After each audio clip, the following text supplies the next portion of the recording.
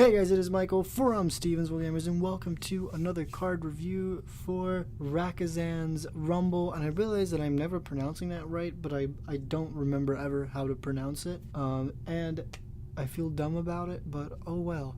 You should. It's pronounced Rastakhan's. It's not that hard. Rastakhan's Rumble. Oh my god. Also, my hair is a mess because I just got done streaming and the headphones were on my head all the time, so hold on. Okay, that's a little better, I guess. But anyway, let's just get into the cards. We have seen the Priest Spirit and this Priest Loa, which are fairly interesting to say the least. The Spirit of the Dead, which is the Priest Loa, or the Priest Spirit, my bad, is a 1 mana rare minion, of course, and it is an 0/3 with stealth for 1 turn. After a friendly minion dies, shuffle 1 cost copy of it into your deck, which I think is pretty good by itself. There's a rogue card that kind of does the same thing because you get a 1/1 copy to your hand when something dies. It's the rogue legendary that's like the 2/2, I can't remember what it's called. But instead of that, it retains its stats and its cost is reduced to 1, and it's put into the deck for you to then draw it out again. Another interesting and spicy situation that I have seen a couple of people point out already is the fact that this is a 0/3 minion for 1 with stealth, and basically it's an 0/3 minion that you can just throw on the board that you can power word shield, divine spirit, inner fire in all, I don't even know. Power word shield's 2 mana, so that's 2 mana, 2 mana, 2 mana, 2 mana, 1 mana, 1 mana. So on turn 9 you can have just a bunch. I mean, obviously you're probably not going to get that exact lineup, but the fact of the matter is you could definitely hold out in your hand. Like, this is a divine spirit inner fire card that you can play for 1 mana, and it has stealth, so you know that it's going to survive till the next turn if you're going to go ahead and, you know, divine spirit, or power word sheer divine spirit. As long as you can get it above like 4 health, then I think you're good. Of course, there's Blizzard that'll do 2 and freeze it, which is unfortunate, but Flame Strike is the largest AoE I can think of that will destroy it, at least, if that makes sense, because Flame Strike will do 4. If you can power word shield it, it'll survive for at least a little bit longer. Of course, it's susceptible to vanish in your opponent's Psychic Scream, which is interesting, but also you can just generate value off of things dying. You can make a sort of wall of taunts, this sort of meme priest deal that I've been running, which has the grizzly bear and the damaged stegodon, and then brought back with the spellstone, is sort of a thing that you can just throw a taunt. You basically can throw a taunt wall up and then play Spirit of the Dead, so when they get through the taunts you get a 1 cost copy of damaged stegodon of Witchwood Grizzly, which are both things that are good to power word shield, divine spirit, and a fire, that sort of situation. So those are good in that sense. You can also put this behind a Lich King, put this in front of a Yashera more than you already are going to. Same with the Lich King. The Lich King also has the taunt, which will protect the Spirit of the Dead. So I think there's a lot of stuff that is very good about it, I think, by itself. And for that, I'm gonna give Spirit of the Dead 4 stars.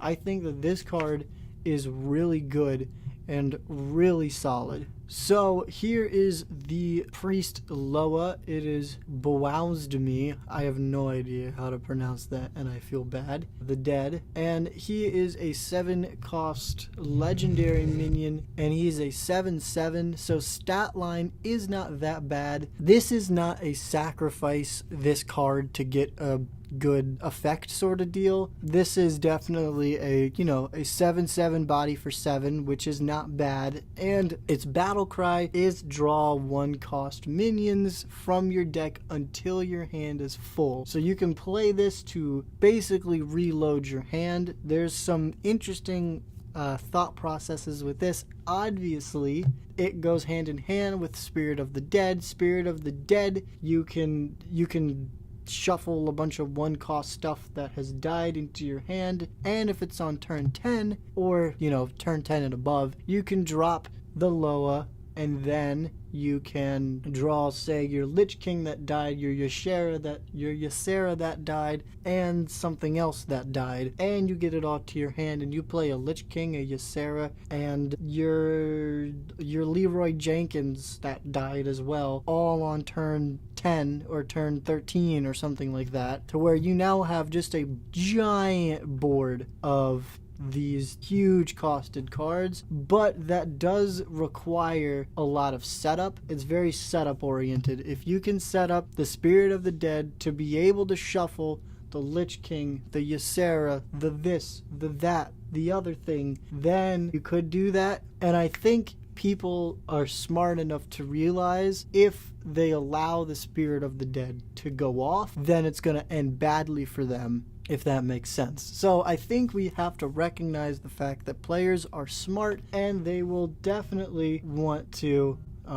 Hold on one second. As I was saying, we have to consider the fact that players are smart, and they will understand that if this goes off, or if the Spirit of the Dead will go off, then the Loa, or Balsandry, or whatever his name is going to be good. So I think they will deal with the Spirit unless you set it up. It's so much setup. It could be a huge payoff if you do the large amount of setup. And by the time that you've played the Ysera, that you've played your Lich King already, and you've played something else, and you've played another big thing, that it seems like you should be ahead, and this Loa will just be like a win more situation. But it also is good because there's a lot of Death Rattle synergy right now. Oh, you would get the card that you get off the Priest quest, which I forget what her name is all of a sudden.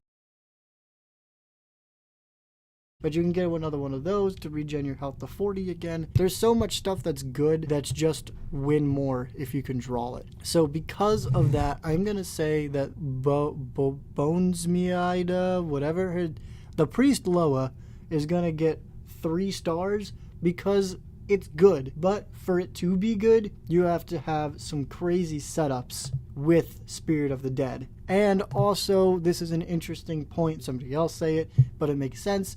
If some sort of weird aggro priest becomes a thing, like people are playing tons of low drops because, I don't know, but this could be a reload card for a weird aggro priest deck, to where I play a bunch of minions, and then on turn 7 I draw a whole bunch of my one cost minions again because I played all my stuff out, and now I'm top decking, and I top deck this, or I have this in hand, play it turn 7, and I draw a bunch of cards out of my deck that are the one cost minions that I can then play again. I don't know. If weird low-cost aggro priest becomes a thing, then this Loa could be good to redraw all of those cards, which is weird. We would have to see more stuff that would make sense for someone to even try to run that, but it is a thought. But again, overall, 3 stars for this card. The only reason why I keep saying this Loa is because I can't pronounce it.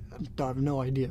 But Spirit of the Dead, I think, is a very good card, and it will be very, very interesting to see how people use it, whether they use it for its intended purpose, or if they use it for the Divine Spirit Interfire sort of thing, because it is a 1-drop card that gets stealth. So Spirit of the Dead, 4 stars, and Bowsni Samdi the Dead, 3 stars. So those are the only 2 cards that have been released recently, and I wanted to cover them because I'm trying to keep up to date.